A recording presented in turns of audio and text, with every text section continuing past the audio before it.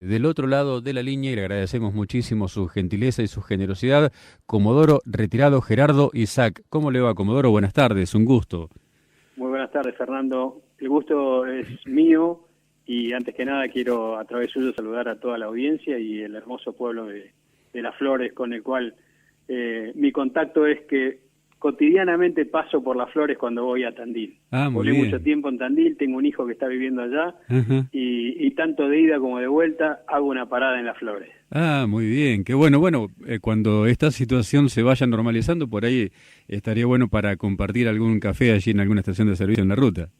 ¿Cómo no? Con todo gusto, con todo gusto. Le agradecemos muchísimo por su gentileza, decía, porque bueno, estos testimonios para nosotros son muy importantes y tratamos de trasladarlos a la audiencia en primera persona, o sea, no contar nosotros lo que se dice, sino que los verdaderos protagonistas de la historia la cuenten. Es un poco el objetivo que hemos tomado desde hace ya varios años y que trasladamos a través del aire de la radio. Cuéntenos, Comodoro, ¿de dónde es oriundo usted? Yo nací en la capital federal, Ujú. más precisamente en Pompeya, Ajá. donde está el Hospital Aeronáutico, porque mi papá es también comodoro retirado, así que tengo orígenes aeronáuticos y nací justamente en la capital, en el Hospital Aeronáutico Central. Muy bien. Y por lo que sabemos, no es el único que ha pasado por la fuerza de su familia también, No, aparte de su papá. tal cual mi papá y tengo mi hermano también que Ujú. todavía está en actividad, sí señor. Y en una actividad importante por estos tiempos. Sí señor, ese es el jefe de Estado Mayor de la Fuerza Aérea. Así que digamos que el ingreso a la fuerza fue prácticamente una cuestión natural. Digamos que cuando fui chico viví dentro del ambiente aeronáutico, Ujú. de alguna forma conocía una parte de la vida aeronáutica, pero la decisión para entrar a la Fuerza Aérea tiene un pequeño componente de esto que son hechos, y Ujú. por otro lado hay un llamado interno que le llamamos y le decimos vocación, Ajá. pero que es absolutamente real y cierto, ¿no es cierto? O sea, hay algo que aparece adentro de uno, no sabe por qué, pero le dice, de esta forma tenés que vivir. Bien. Y para mí fue la Fuerza Aérea y de hecho me llenó totalmente mi alma Ujú. el haber podido servir a la Fuerza Aérea 35 años. ¿Cómo es la secuencia? Uno imagina, ¿no? Los chicos a escuela primaria, hay secundario y después el ingreso a la escuela. ¿Se hace la Exacto. secundaria a la vez que la escuela? ¿Cómo es la No, historia? no. La primaria, Ujú. escuela secundaria y después, como entrar a la universidad, algunos entran a la Ajá. universidad y Sí. otros entramos a la escuela de aviación. Ujú. Así que cuando terminé quinto año del colegio secundario me fui a Córdoba, ingresé a la escuela de aviación y ahí hice los 4 años de escuela de aviación, el curso de aviador militar, egresé de alférez y de ahí ya salí a las unidades de la Fuerza Aérea a volar.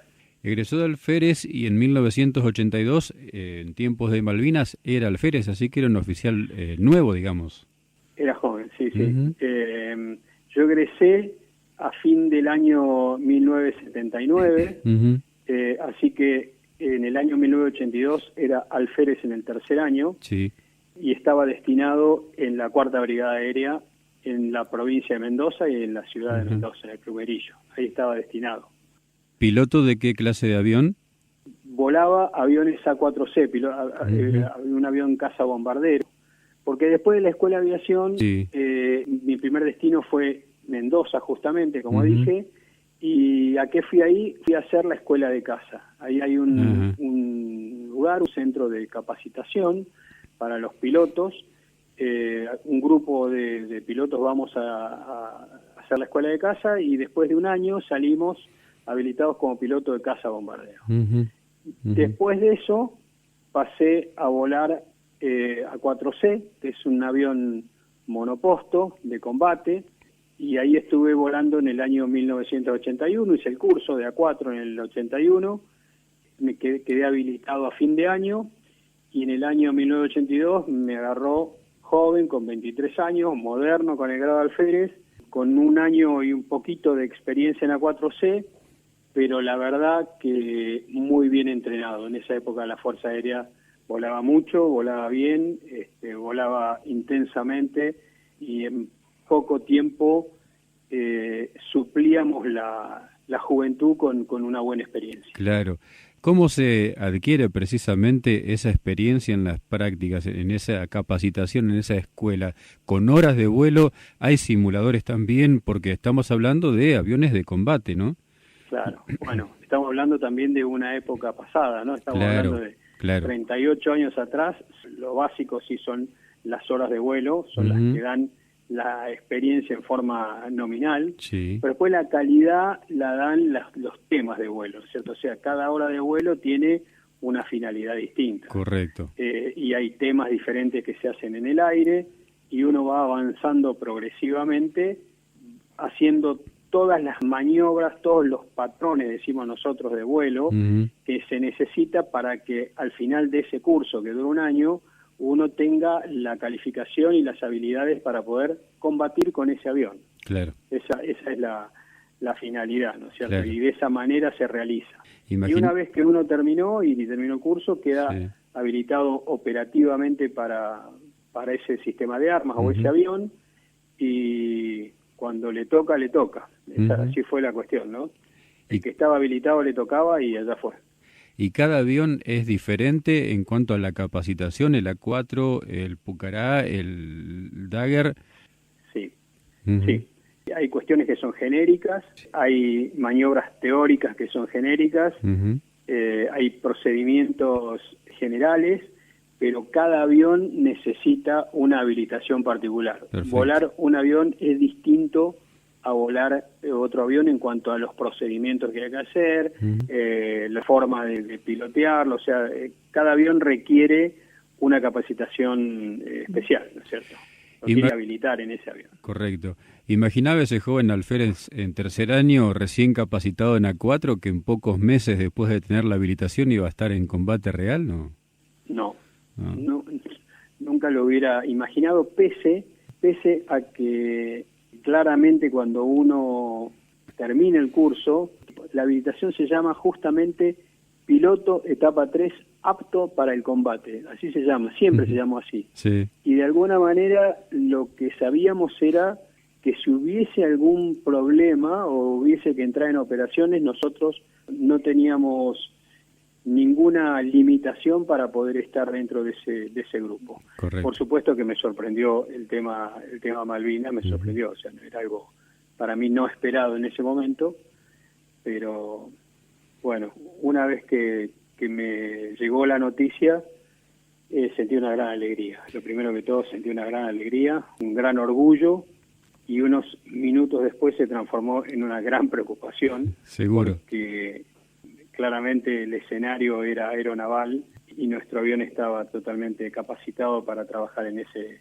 escenario. Claro. Así que sabía, desde el primer momento, supe lo que venía.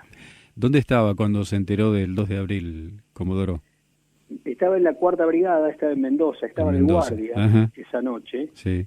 Y a la mañana, sí, no supe nada durante toda la noche, y a la mañana cuando fui al puesto de entrada a esperar a recibir a toda la gente que venía a trabajar, vi que venían con banderas, gritaban, sacaban el cuerpo afuera del auto, y yo no sabía por qué.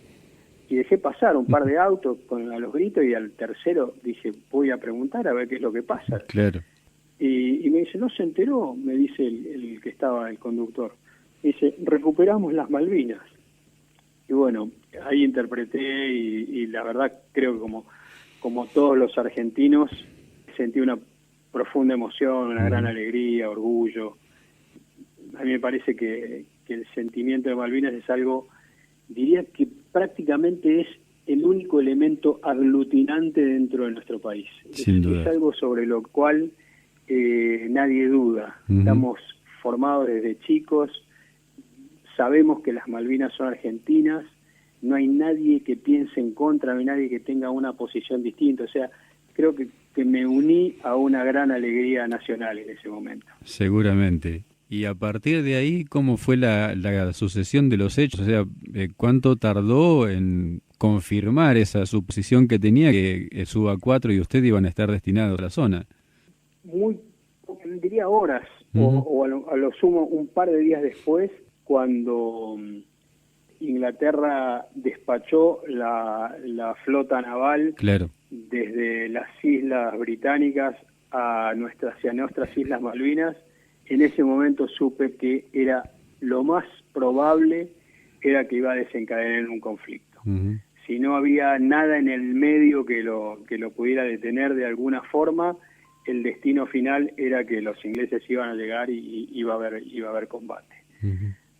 Así que la confirmación fue el despacho de la flota, y a partir de ahí en Mendoza, los primeros días de abril, nos dedicamos a reforzar nuestro entrenamiento, que como le dije antes era muy bueno. Sí. Estábamos muy bien entrenados, volábamos mucho y bien, y lo que hicimos fue tratar de adaptar un poco nuestro entrenamiento a maniobras del escenario aeronaval. Esto fue hasta el día 9 de abril, porque el 9 de abril desplegamos desde Mendoza hasta la base aérea militar San Julián, que era nuestra base de despliegue orgánica. ¿Sí? Recuerden que en esa época nuestra hipótesis de conflicto era Chile. Correcto. Y todos nuestros planes y nuestro entrenamiento estaba basado en esa hipótesis de conflicto. Sí, sí. Para ello teníamos, cada sistema de armas o cada escuadrón de aviones tenía una base de despliegue desde donde poder operar hacia Chile, y al escuadrón A4C la base que le correspondía y a la cual habíamos ido varias veces y habíamos volado en esa zona, era San Julián. Así que desplegamos a San Julián, y solamente la diferencia fundamental fue que en vez de mirar hacia el oeste, miramos hacia el este. ¿De cuántos elementos se compone un escuadrón de aviones, Comodoro? Y nuestro escuadrón puntualmente tenía 16 aviones y 20 pilotos. Ese era el escuadrón A4C en ese momento. Después, bueno, sufrimos bastantes bajas, pero también tuvimos algunos pilotos que vinieron a reforzarnos, que habían volado el avión anteriormente y con muy pocas horas se los rehabilitó y que volaron junto con nosotros. Pero básicamente es esto que le digo, 16 aviones y 20 pilotos, sobre eso estaba rondando el escuadrón. ¿Cuándo comienzan las misiones de vuelo para su escuadrón? Las misiones de combate de mi escuadrón y del resto de la Fuerza Aérea empiezan el día 1 de mayo. Correcto. El 1 de mayo es el día del bautismo de fuego de la Fuerza Aérea. Comienza el día de combate a las 4:40 de la mañana, cuando una sección de aviones Vulcan ingleses bombardean la pista de Puerto Argentino. Ahí quedó declarada informalmente la guerra, porque formalmente no había habido una declaración de guerra previa, pero de hecho, con la primera bomba caída en Puerto Argentino, se desencadenaron las operaciones. Muy poquitas horas después, la Fuerza Aérea Sur, que era la organización que se formó para la conducción de la guerra aérea en nuestro país, que preparó la respuesta hacia este ataque con sucesivas oleadas de aviones de combate hacia particularmente la zona de Puerto Argentino, que era donde la flota estaba bombardeando, ¿no es cierto? Estaba bombardeando nuestras posiciones de Puerto Argentino. Allí se despacharon misiones de A4B, de A4C, de Dagger. Salieron los aviones Pucará, los aviones Pucará estaban desplegados en las Islas Malvinas. Fueron los únicos aviones de combate que estaban desplegados allá. El resto de los escuadrones de combate estaban en el continente, como le dije, nosotros en San Julián. Compartíamos con un escuadrón de Dagger. Había 2 escuadrones de A4B en Río Gallegos que compartían con un escuadrón de Mirage 3. Había un escuadrón el otro escuadrón de Dagger que estaba en Río Grande, los Canberra estaban en Trelew y otro escuadrón de M3 estaba en Comodoro Rivadavia. Todo sobre la costa, apuntando hacia el este. Así que el 1 de mayo fue un día muy importante para la Fuerza Aérea, aparte de ser nuestro bautismo de fuego. Fue un día en el cual el comando de la Fuerza Aérea Sur despachó prácticamente a todos los escuadrones hacia las Islas Malvinas. ¿Cuál es la diferencia entre el A4B y el A4C? Bueno, las diferencias en realidad son muy pocas. El A4C es un poquito más moderno. La diferencia fundamental, tiene tres diferencias fundamentales. Una, tiene el motor un poquito más potente, tiene 3,5% más de potencia que la 4B, la 4C. Tiene dos estaciones, le llamamos nosotros, que son 2 puntos sobre los cuales colgar armamento. Tiene 5 puntos el A4C y 3 puntos el A4B. Y tiene, o tenía, un horizonte artificial más preciso que el de la 4B. El resto era prácticamente el mismo avión. ¿Cómo siguió después del bautismo de fuego?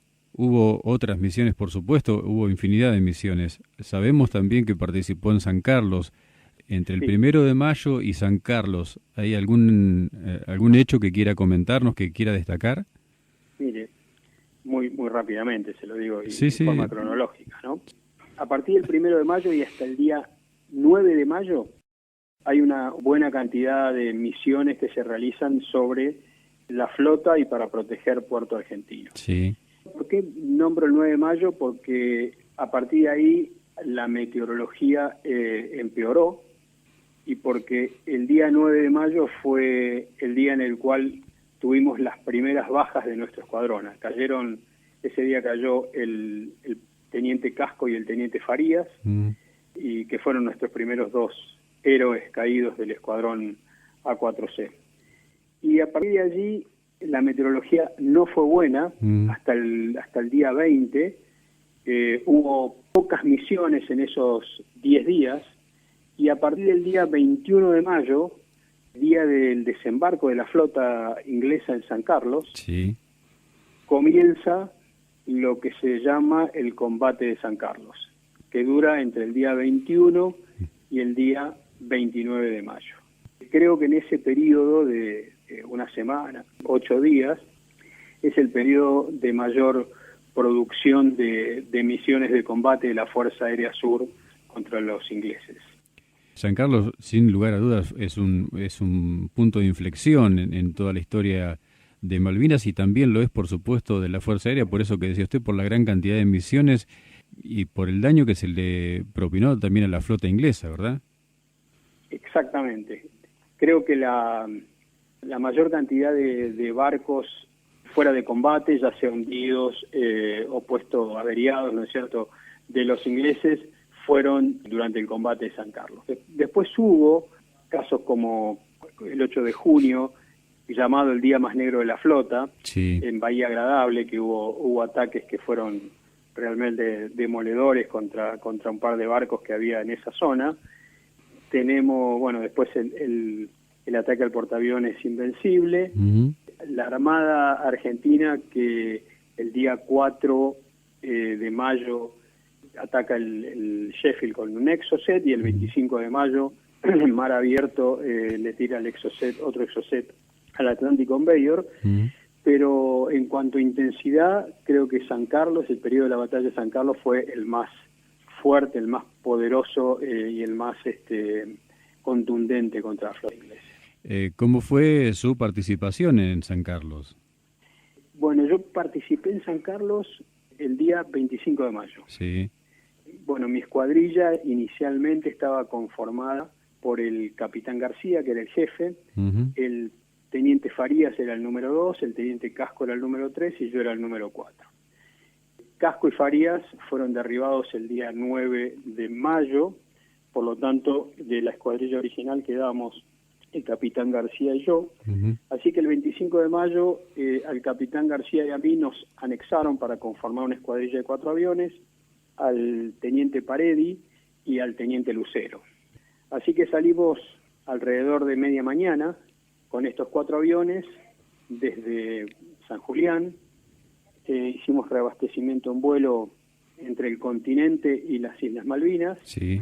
Reabastecimos, fuimos hacia el sur de las islas, rasante ya a esa altura, y pusimos rumbo norte sobre la isla Gran Malvina, dejando el estrecho San Carlos sobre la isla Soledad, dejando el estrecho San Carlos a la izquierda, con rumbo norte hacia lo que sería el brazo San Carlos, al norte, donde estaba desembarcando la flota. Sí.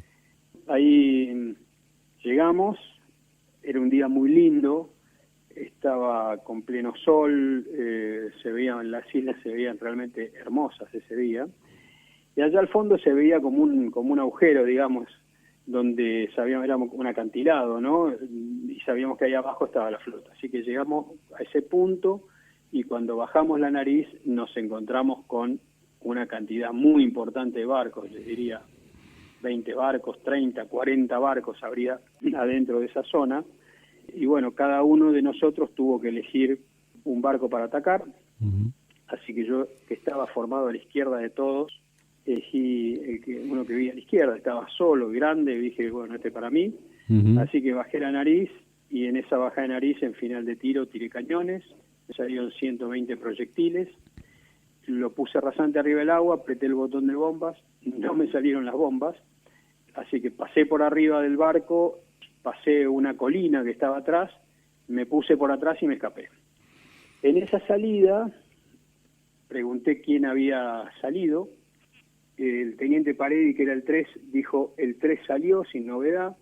El capitán García dijo, el 1 salió y notificó una emergencia, de hidráulico que tenía en ese momento. Pero dijo, el avión vuela, así que vuelvo. Yo dije que salí sin novedad y el número 2 nunca contestó. El número 2 era el teniente Lucero, que fue derribado en la final de tiro en San Carlos.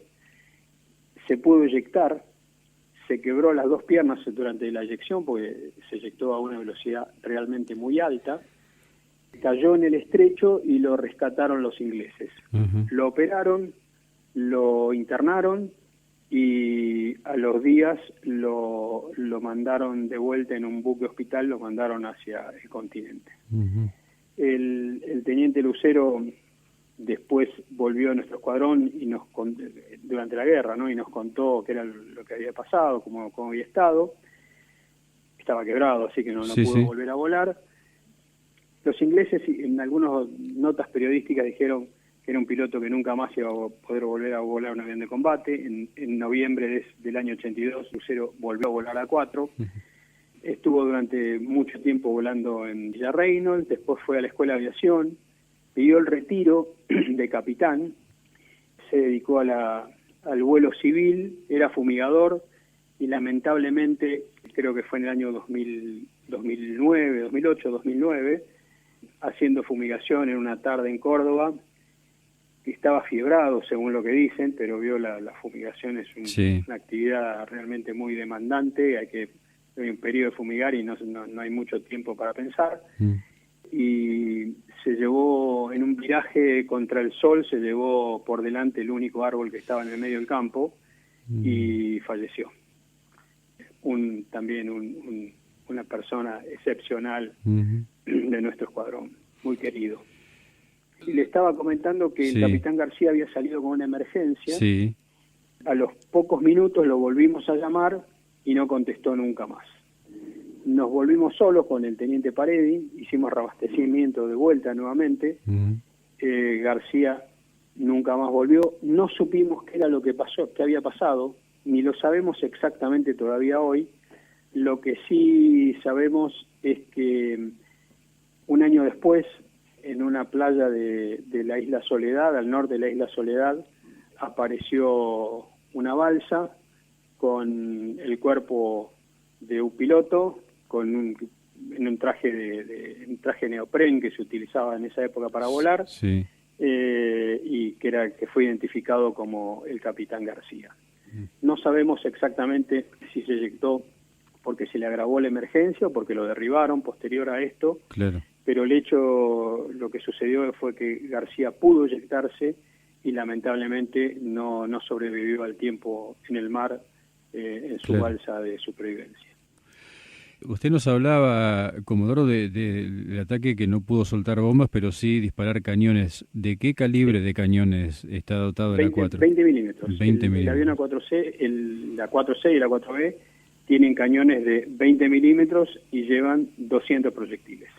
¿Y son efectivos a la hora de un ataque contra un buque? ¿Qué daño pueden ocasionar? Son realmente efectivos, llevan munición explosiva, es como llevar granadas, claro, perforantes. Sí, claramente era un armamento muy bueno, no letal totalmente, pero claro, muy bueno contra barcos, sobre todo barcos de baja aleación, de aleación blanda, tenían buena perforación, o sea, el único problema del cañón de la 4 era que a veces se trababa, o muy seguido se trababa. Pero si salían, como de hecho me salieron 120 proyectiles, que es mucho para una 4 que hayan salido, una vez que salieron son efectivos, sí, claramente. Bien. Y cuando llega el momento de la misión del portaaviones, había que poner la nariz del avión apuntando al Invencible. ¿Cómo fue esa historia, Comodoro? Bueno, esto fue el día 28 de mayo, cumplí una misión de combate a la tarde contra un barco que estaba a mar abierto y que finalmente resultó ser un buque hospital, era el Uganda, al cual no le tiramos por ser buque hospital. Claro.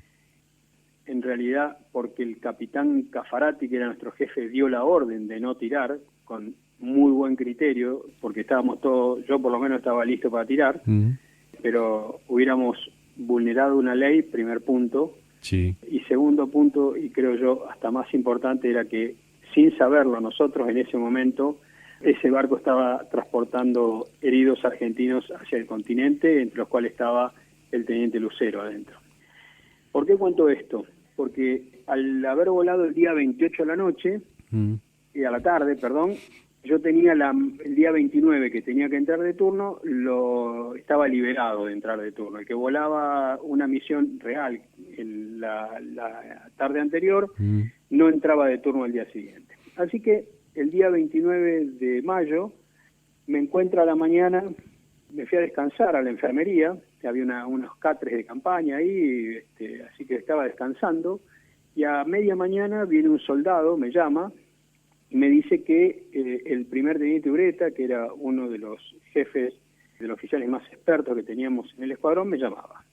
Así que bueno, me levanté, no sabía para qué era, yo estaba con la tranquilidad, porque la verdad que cuando no estábamos previstos para volar estábamos tranquilos, y cuando estábamos previstos para volar estábamos preocupados. Claro. Entonces tenía una mañana tranquila. Lo fui a ver al primer teniente Ureta y me dice: váyase cambiando que vamos a salir a volar una misión.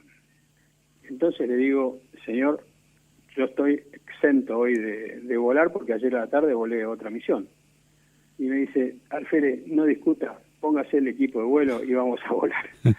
Así que como al primer teniente Ureta le teníamos más miedo que a los ingleses, me cambié. Mientras me cambiaba iba anotando las instrucciones que me daba y alrededor del mediodía despegamos hacia Río Grande. ¿Quiénes despegamos? Despegamos una escuadrilla de 4 aviones conformada por el capitán Vázquez, el primer teniente Castillo, perdón, el capitán Vázquez no, era primer teniente Vázquez, primer teniente Castillo, el primer teniente Ureta y yo. ¿Cómo se había conformado esta escuadrilla? Sin saberlo, mientras yo descansaba, el jefe de escuadrón reunió a los oficiales más antiguos, más expertos, a una reunión, les dijo que había una misión, se había ordenado una misión de ataque a un portaaviones, no se sabía cuál era, lógico, y que necesitaba 2 voluntarios. Y en esa reunión el primer teniente Ureta se presentó como voluntario, y el primer teniente Vázquez, que lo estaba mirando, según cuentan, sí, que era su compañero, era amigo y eran compadres los dos, dijo: yo también soy voluntario. Y el jefe de escuadrón les dio la posibilidad a ellos de elegir a quienes querían que los acompañen en ese vuelo, así que el primer teniente Vázquez lo eligió al primer teniente Castillo y el primer teniente Ureta me eligió a mí. Y así es como me lo comunicó en ese momento, ¿no? ¿Por qué lo cuento esto? Porque creo que merece una distinción a los normales como nosotros, que lo que nos tocó tratamos de hacerlo lo mejor posible, pero con miedo, para que tratamos de dominarlo, y con la necesidad y la preocupación simplemente de cumplir con nuestro juramento. Pero estos hicieron más allá de eso, porque podrían haber no dicho nada y capaz que designaban a otro, y sin embargo fueron voluntarios para una misión que de entrada se vislumbraba como complicada. Muy difícil. Entonces, son diferentes, ¿vio? Sí, sí. Está en un escalón, claramente un escalón arriba que nosotros. Seguro. Lo que hizo Ureta y lo que hizo Vázquez es algo distinto. No existían los voluntarios en esa época. Estaban los turnos, se designaba, se cumplía, pero voluntario era muy difícil, ¿no? Y estos fueron 2 voluntarios. Y qué orgullo para usted haber sido elegido también para esa misión tan importante, ¿no? Ahora orgullo, en ese momento sí, claro. no me había hecho ninguna gracia claro. que me había elegido claro. el primer teniente Ureta. Claro. Pero claramente, sí, un privilegio, fue un privilegio haber sido elegido con el riesgo que tenía y todo, pero que haya confiado en la elección, a eso apuntaba. Fue algo realmente lo es hoy, ¿no? Sí, sí. Muy, muy importante. Seguro. Así que bueno, nos fuimos a Río Grande, aterrizamos 1 hora después, un poquito menos, y cuando llegamos, día 29 de mayo, ya estaba lanzada la reunión previa al vuelo, de la cual estaban participando ya los 2 pilotos del avión Super Etendard, que estaba en Río Grande, y que tenían el último misil Exocet. Esta misión para los pilotos de la Armada fue llevada a cabo por el capitán Francisco y por el capitán Colavino, y tenían el último misil que quedaba. Lo llevó Francisco en vuelo y Colavino lo acompañaba. Y la misión fue planificada de tal manera de que detrás del misil teníamos que seguir los 4 aviones A4C con bombas.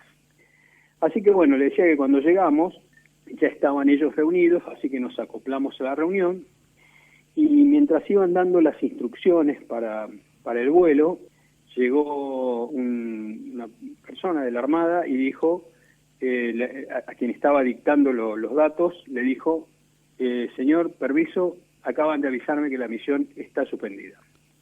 En realidad se suspendió por un problema de uno de los 2 reabastecedores en vuelo, de los 2 aviones KC-130 que iban a acompañarnos, que iban a esperarnos en un punto del océano para darnos combustible. Sí. Así que la misión quedó suspendida hasta el día siguiente. Pasé ese día en Río Grande, pensando que era lo que iba a pasar, bastante solo dentro de todo porque no conocía muy poco. Yo era muy joven y moderno y tenía poco conocimiento de la gente en la Fuerza Aérea y menos de la Marina. Así que no lo recuerdo como algo agradable haber estado en Río Grande ese día, ¿no? La previa no fue de las mejores, digamos. No, absolutamente, para nada. Pero bueno, llegó la tarde, la noche, cenamos, el día del ejército, así que tuvimos una cena en el Club YPF, una cena de camaradería, y bueno, a dormir a la noche, y en la mañana del día 30, despertamos a la mañana, todos fueron a trabajar, nos quedamos un rato más ahí en el dormitorio con el primer teniente Ureta, y de allí a las 10 de la mañana aproximadamente nos llamaron para ir nuevamente a la sala de reunión previa al vuelo. Y ahí bueno, nos volvimos a reunir todos, ya estaban Vázquez y Castillo, que el día anterior habían vuelto a San Julián para cambiar un par de aviones que tenían algún problema, y bueno, se dio toda la información para este vuelo. Recuerdo que, explico, digamos que nosotros los A4C íbamos con 3 bombas de 250 kilogramos cada bomba y los 200 proyectiles de 20 milímetros, sí. Y los Super Etendard iban con el misil Exocet. Después de la reunión caminamos hacia los aviones.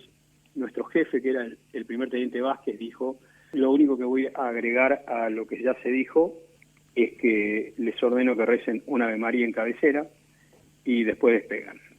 Así que hicimos todos los procedimientos, rodamos a cabecera, tomamos posición, dimos motor para hacer la comprobación de motor, recé el Ave María y muchos más, mientras esperaba que los otros despegaran, y fuimos, desde el despegue nos dirigimos unos 180 kilómetros al sur de las Islas Malvinas, punto en el cual nos estaban esperando los 2 aviones KC-130 que venían de otro lugar y que estaban ahí como estaciones de servicio esperándonos para darnos combustible.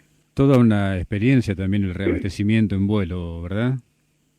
Es uno de, como les dije al principio, ¿se acuerda con el entrenamiento? Es uno de los temas de vuelo que hay que cumplir para ser apto para el combate. Claro.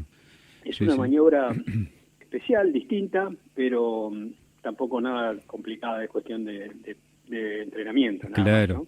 Práctica, exactamente. Así que bueno, reabastecimos, nos juntamos con los aviones C-130, reabastecimos en vuelo, estuvimos volando junto con ellos otros 100 y pico de kilómetros, 180 kilómetros más, rumbo al este, y en el punto que estaba predeterminado nos desprendimos de los aviones KC-130, viramos hacia la izquierda y empezamos a descender. Era muy importante en estos vuelos el silencio radioeléctrico, por lado, para que no nos detectaran. Era muy importante volar bajo para estar por debajo de la dirección radar. Sí. Y el reabastecimiento en vuelo nos daba el combustible necesario para poder alejarnos lo máximo posible hacia el este y poder entrar con un leve ángulo de desvío hacia el oeste, o sea, entrar como desde Sudáfrica, digamos, sí, sí. que era un sector que no se lo esperaban los ingleses. O sea, la flota lo que sí podía esperar era un ataque desde el un ataque desde el oeste, que es donde estábamos nosotros en nuestro continente, pero no desde el otro lado, no desde el este. Y esto de haber tenido varios tiempos de reabastecimiento nos permitió alejarnos hacia el este y poder volver desde allá. Nos dio un poco de factor sorpresa, eso era lo que buscábamos, ¿no? Así que bueno, descendimos, nos pusimos rasante, los 2 aviones Super-Tendar más o menos a una milla, 1.500 metros, 1.800 metros más o menos era la distancia que estaban entre avión y avión. Sí. Y los A4C formamos primer teniente Vázquez y Castillo a la izquierda del capitán Francisco, que estaba a la izquierda con el misil, y el primer teniente Urete y yo a la derecha del capitán Colavino, que estaba en el Super-Tendar de la derecha, que no llevaba misil y que iba de apoyo radar. O sea, yo estaba a la derecha de los 6 aviones. Sí. La meteorología estaba operable, estaba nublado con algunos chubascos, por ahí tuvimos que esquivar alguna lluvia, pero nada que nos pudiera, que fuera un factor determinante para la misión. Una vez que estuvimos rasante y cuando estábamos a unos 40, en realidad 80 kilómetros, 40 millas de lo que sería el Blanco, que hasta ahí no sabíamos, que iba a ser un portaaviones, que podía ser un portaaviones, pero no sabíamos cuál, y que estaba en una posición determinada que nos habían dado, una posición teórica. Sí. 40 millas antes de esa posición, los Super-Tendar levantan, hacen un barrido radar y vuelven a bajar. 30 millas antes, o sea 10 millas después, vuelven hacia lo mismo, un poquito más bajo, y vuelven a bajar, y cuando estábamos a 20 millas del punto que teníamos preacordado, levantan por última vez y lanza el capitán Francisco el misil. El misil sale al frente a mucha más velocidad de la que llevamos nosotros, o sea que se empieza a ir hacia adelante, y los 2 Super-Tendar vuelven desde esa posición hacia Río Grande. Así que atrás de la estela del misil seguimos nosotros los 4 aviones, ¿no? Al seguir la estela del misil nos empezamos a acercar. Estábamos 2 a la derecha cerquita y 2 a la izquierda, también entre ellos cerca, pero entre 2 y 2 estábamos a 1.500 metros. Como seguimos la estela, empezamos a acercarnos y en un momento se pierde el misil en el horizonte y en la misma posición, unos segundos, minutos después, aparece la silueta de un barco muy grande, distinto a lo que yo había visto anteriormente, ya sea mar abierto o en San Carlos, al haber visto la flota. No tenía nada que ver, era muy grande, y básicamente lo distinto que tenía era que era asimétrico. Los barcos cuando están navegando de ida o de vuelta uno los ve de frente y son iguales, si los dividen en 2 son iguales para un lado y para el otro, y era totalmente distinto, de la derecha que de la izquierda, y esto era que tenía la pista, ¿no? O sea, la superestructura del barco, las torres y todo eso estaban puestas al costado y del otro lado estaba la pista. Claramente era un portaaviones y lo estaban tomando... Absolutamente. Con esto lo que quiero decir es que no hay ninguna duda que era un portaaviones. Y lo estaban Después tomando lo vimos desde más de atrás. cerca, ¿no? Pero ya de lejos dijimos portaaviones. Claro. Nosotros lo estamos tomando desde atrás porque el portaaviones estaba navegando en esa dirección, ¿no? Claro, sí. Así que cuando en el momento del ataque fue desde atrás. Sí. A partir del momento en que vi el portaaviones, me sucedió algo que es muy común en combate, se llama fascinación de blanco. ¿Y qué quiere decir esto? Que me dediqué solamente a prestar atención al barco y le dejé de prestar atención a los otros aviones que estaban a la izquierda mía, ¿no? Sí. Unos más o menos 10 kilómetros antes de llegar al portaaviones, que ya estaba humeando muy fuerte, y le salían como 2 bigotes de humo negro, como de cubierta quemada, de los 2 costados. A medida que avanzábamos, ese humo iba depositándose arriba del mar. Como decía, unos 10 kilómetros antes, un poco menos capaz, sentí una explosión a mi izquierda. Inmediatamente supe que no era de mi avión, no era mía, la explosión no era mí, sino que venía de afuera, así que miré hacia la izquierda y vi una 4 que explotó, se le voló un plano, el avión mostró la panza e impactó contra el océano.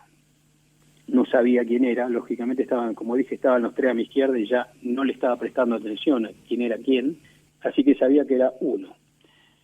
Cuando estaba a unos 1500 metros de llegar y estaba por empezar a tirar cañones, sentí otra explosión mucho más grande que la anterior, como si fuera, cuando lo tengo que explicar, lo digo que es como si dejara salir gas en el horno y después de un rato uno le tira un fósforo, ¿no? Esa bluff, esa presión y depresión que hay en el momento de la explosión, es lo que sentí en la cabina. También supe en ese momento que no era mío el problema, no era una explosión en mi avión.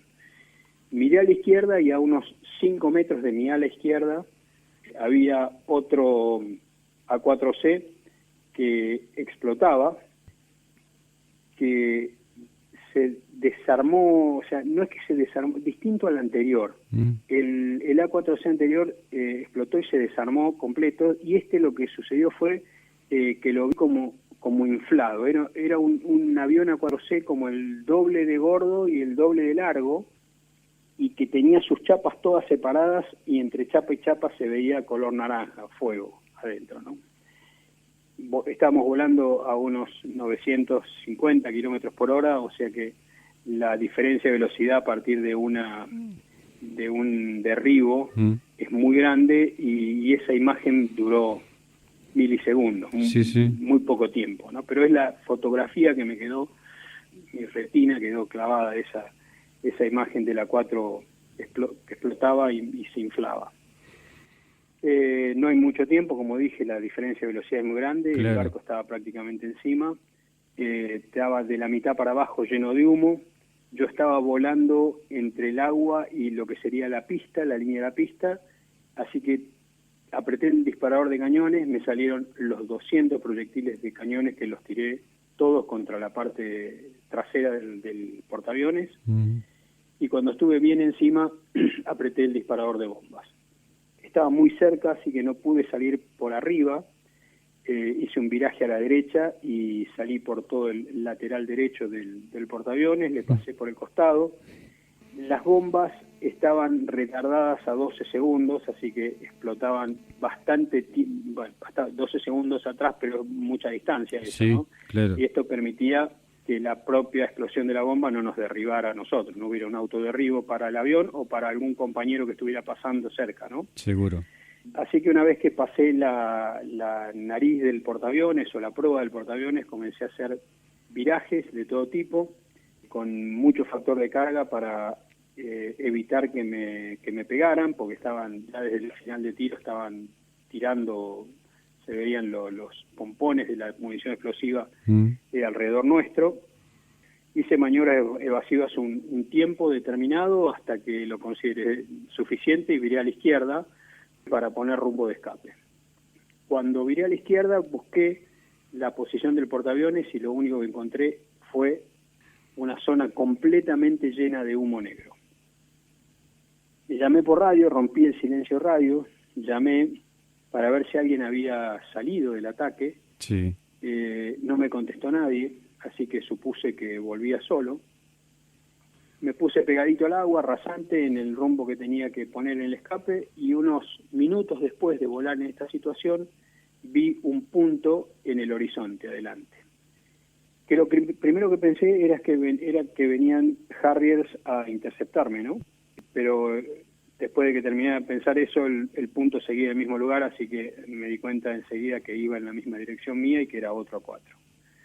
No sabía quién era, me empecé a acercar, y cuando estuve bien próximo al avión, el piloto que estaba volándolo levantó el brazo y me hizo seña para que me reúna. Cuando levantó el brazo, vi su buzo color naranja, y en nuestro escuadrón solamente 2 pilotos teníamos buzo color naranja.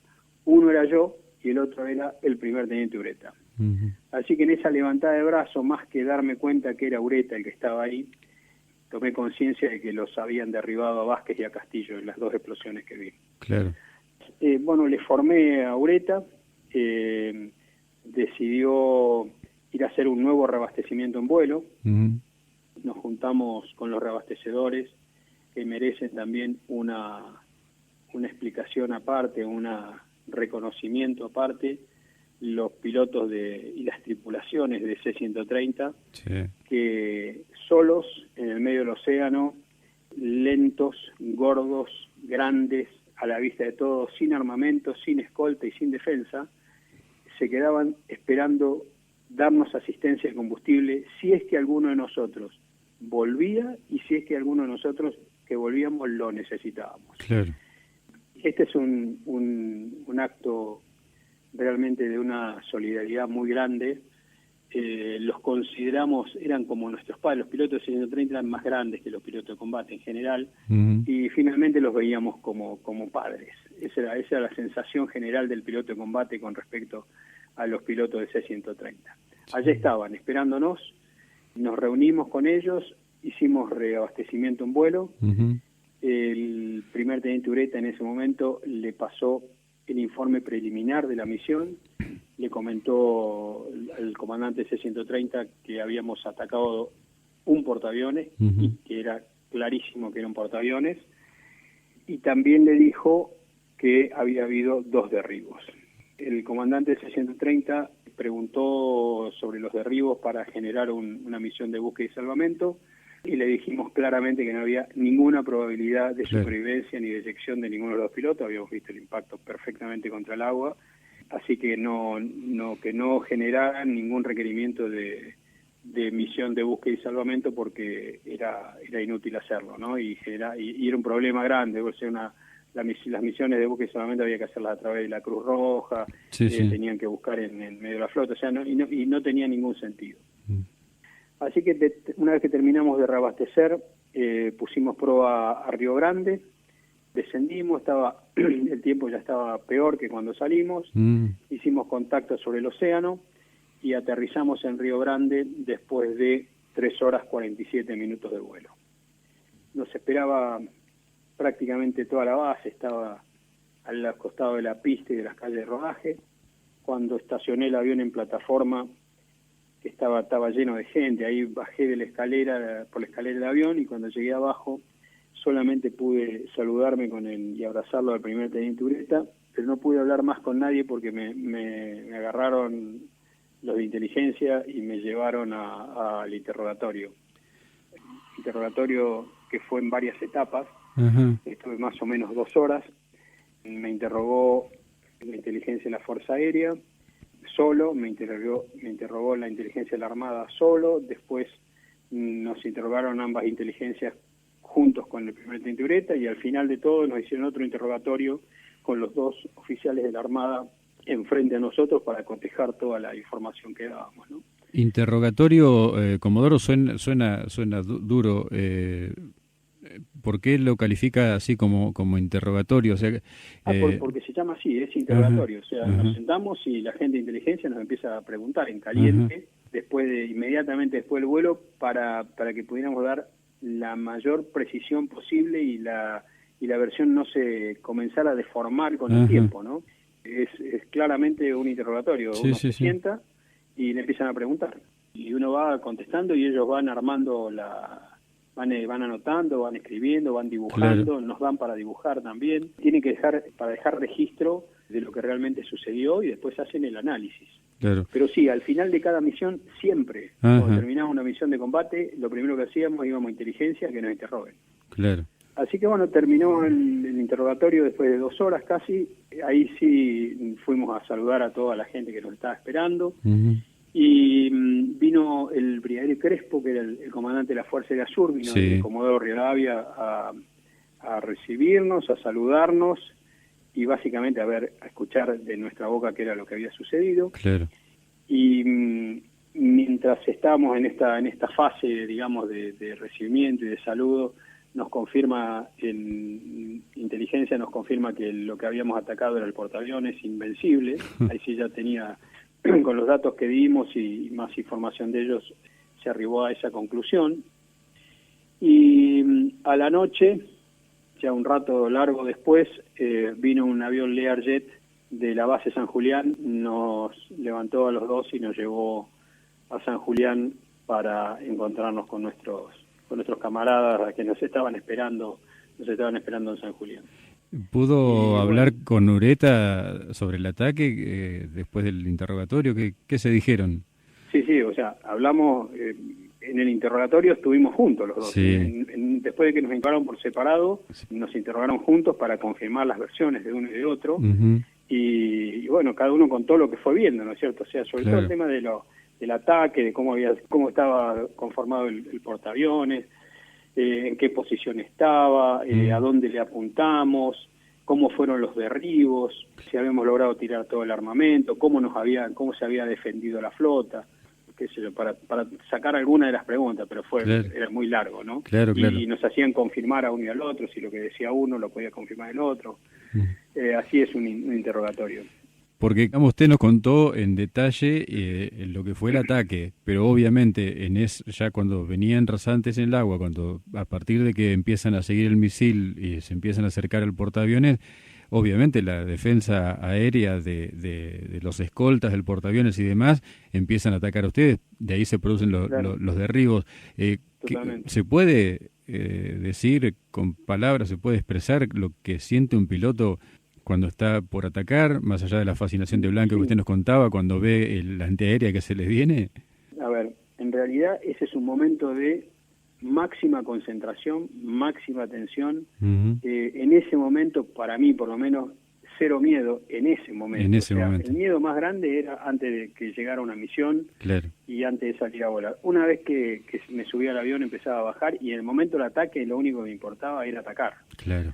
Era tirarle el armamento al blanco que tenía delante. Ese era el único objetivo que tenía. Después de eso, inmediatamente después de haber tirado todo el armamento, mi primera prioridad es salvarme yo. Era mi supervivencia. Y lo que sentía, o sea, le diría lo que había era puro trabajo y adrenalina. Tiraban, pero bueno, no hay forma de esquivar tampoco, no hay una maniobra para esquivar un proyectil que viene siendo tirado, pero bueno. Para mí, una de las técnicas, por así decir, pero lo que me infundía coraje en el momento ese final de tiro era tirar yo. Así que mientras estuve tirando cañones me sentía como que no me iba a pasar nada. Volviendo para atrás en la pregunta, lo que sentía era puro trabajo en ese momento. Realmente un relato tremendo y muy gráfico. Nos ha permitido imaginarnos cada uno de los momentos con tanto detalle que nos ha contado. Después de esa misión, después del portaaviones, ¿cómo siguió la historia de su escuadrón, de su escuadrilla, su historia propia en cuanto a Malvinas? Bueno, esos fueron los últimos derribos. Nuestro escuadrón tuvo 9 derribos y 8 muertos. El único derribado que sobrevivió fue el teniente Lucero. Después, entre el día 30 y el día 14 de junio, tuve una misión, pero sin llegar a tener contacto con el enemigo. Y el día 14 de junio, como todos sabemos, termina el combate, ¿no? Así que bueno, a partir de ahí nos quedamos un tiempo más en San Julián, regresamos a Mendoza el 21 de junio, y mi vida ahí siguió, creo yo, que normal, creo. Trabajando dentro de la Fuerza Aérea, volando, volé a 4 hasta fin de año, después fui instructor de la escuela de caza y después volé muchos años en Tandil, volé Mirage. Después, bueno, fui a la escuela de guerra, estuve en Buenos Aires un tiempo, después volví 5 años más a Tandil y después volví a Buenos Aires al comando de operaciones durante 5 años más. Y después me retiré, a los 35 años de servicio me retiré. Perdón, parte importante de mi vida, me casé, tengo, con mi esposa Gisela tenemos 5 hijos varones, Guillermo, Pablo, Ramiro, Germán y Manuel, y bien, todo bien, recordando en esta época, sobre todo recordando y homenajeando a nuestros muertos, que creo que lo más importante de todo esto es tener muy claro que aquellos que quedaron allá, sean 8 del Escuadrón A4C, sean 55 muertos de la Fuerza Aérea o 649 muertos argentinos, no fueron en vano, o sea, fueron por una causa justa, noble, sagrada para nuestra nación, para nuestro pueblo, constitucional hoy, irrenunciable, que nos asiste por derecho y que de alguna manera nos muestran un camino, ¿no? Nos muestra el camino del sacrificio, de la solidaridad, de la entrega, del bien común, de que es más importante que a todos nos vaya bien, a que a uno de nosotros nos vaya bien. Nos dan una gran lección, independientemente de que murieron por una causa totalmente loable, nos dejan una enseñanza particular a cada uno de nosotros. Por lo menos yo lo siento así, lo veo como guías, como luceros, ¿no es cierto?, a los cuales seguir, sobre todo en los momentos en los cuales uno está desorientado. Seguro. ¿Le quedó la sensación del deber cumplido por su desempeño en Malvinas? Sí, claramente. O sea, me siento, hice todo lo que debía hacer y de alguna forma lo que había jurado hacer, lo cumplí. Pero lo cumplí igual que lo cumplieron todos aquellos que fueron a combatir por nuestras Islas Malvinas, cada uno en su puesto, cada uno con su rol, con su misión, desde el soldado hasta el comandante, cumplieron con su juramento de defender la patria. ¿Ha tenido la posibilidad de pisar el archipiélago en estos 38 años? No. ¿Por una decisión personal? Es una decisión personal. O sea, y le voy a explicar, le voy a decir por qué. Y capaz que lo verán como una tontería, no lo sé, pero yo lo que siento es que hay 649 argentinos, entre los cuales a los cuales conocí, con los cuales con muchos yo estuve al lado, peleé, combatí por nuestras Islas Malvinas para ejercer nuestra soberanía sobre ellas. No me podría sentir bien que en mi país me firmara un pasaporte de otro país. Le cuento que no es el primer oficial que nos cuenta esta situación ante esta pregunta. Pero bueno, es solamente una posición totalmente personal y yo respeto absolutamente a aquel combatiente que sintió la necesidad de ir. O sea, no lo veo ni como bien ni como mal, es la mía nada más. Sí. Entendible, muy entendible, claro. Nos contaba de sus 5 hijos. ¿Hay alguno que continúa en la historia familiar en la fuerza, no? No, todos ellos civiles, universitarios, trabajando. Uno solo, el cuarto, es piloto comercial. Vuela, bueno, ahora no vuela nadie, pero sí, es piloto comercial. Claro. Y tenemos bastante diálogo profesional con él, sí. Me imagino. Pero no en la Fuerza Aérea. ¿Cuántas veces contó toda esta historia que nos ha contado hoy, Comodoro? No, le digo que para mí es, yo lo que cuento es como me va pasando por la cabeza la cronología de lo que sucedió. No tengo que pensarla, tengo que mirarla, nada más que hablar. Y aprovecho también siempre para hacer un homenaje particular. Uno piensa en forma más detallada cuando relata en nuestra gente, ¿no? En aquellos que su juramento lo cumplieron, pero más allá, o sea, lo juraron y cumplieron hasta que dieron su vida. Y eso es, para mí, poder hablar dar testimonio y homenajearlos a ellos, para mí es un orgullo, es un privilegio que tengo en este momento.